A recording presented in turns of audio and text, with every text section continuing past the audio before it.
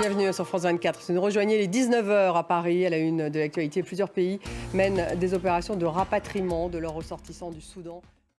19h10, le débat consacré au Soudan. Le Soudan qui s'enfonce dans le chaos. Comment s'organisent les évacuations et quid de la population prise en otage du conflit entre les deux généraux? Cette guerre va-t-elle durer?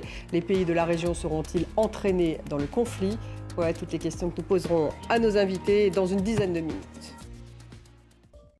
On démarre avec l'actualité au Soudan. Plusieurs pays donc, qui mènent des opérations de rapatriement de leurs ressortissants de ce pays où la guerre entre armées et paramilitaires fait rage depuis plus d'une semaine. Des violences à Khartoum et au Darfour notamment qui ont fait plus de 420 morts et 3700 blessés.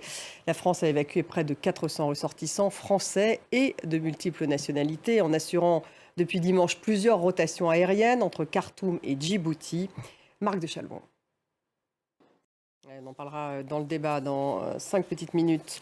Une soixantaine de civils d'un village du nord du Burkina Faso ont été massacrés jeudi par des hommes qui arboraient des tenues de l'armée nationale. C'est en tout cas une annonce du procureur de Waiyougouya, au nord du pays. Une annonce faite hier dimanche. Correspondance Serge Daniel. À Mayotte, coup d'envoi de l'opération Wambouchou. Quelques 1800 policiers et gendarmes sont présents. Les autorités françaises ont déployé d'importants moyens logistiques et humains pour déloger des migrants illégaux de bidonvilles de Mayotte.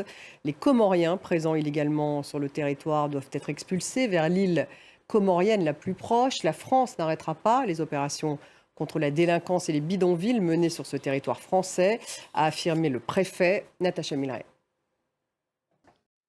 Et direction aux États-Unis où l'animateur vedette Tucker Carlson quitte Fox News avec effet immédiat, a annoncé la chaîne. On se souvient de cet arrangement financier entre Fox News et Dominion. Eh bien, ça avait évité un procès au groupe de Rupert Murdoch. Mais finalement, ce départ précipité de Tucker Carlson, en est-il la conséquence? Est-ce une surprise? Merci Mathieu. En direct de Washington. Merci de nous avoir suivis dans quelques minutes le débat consacré à la situation au Soudan. Restez avec nous.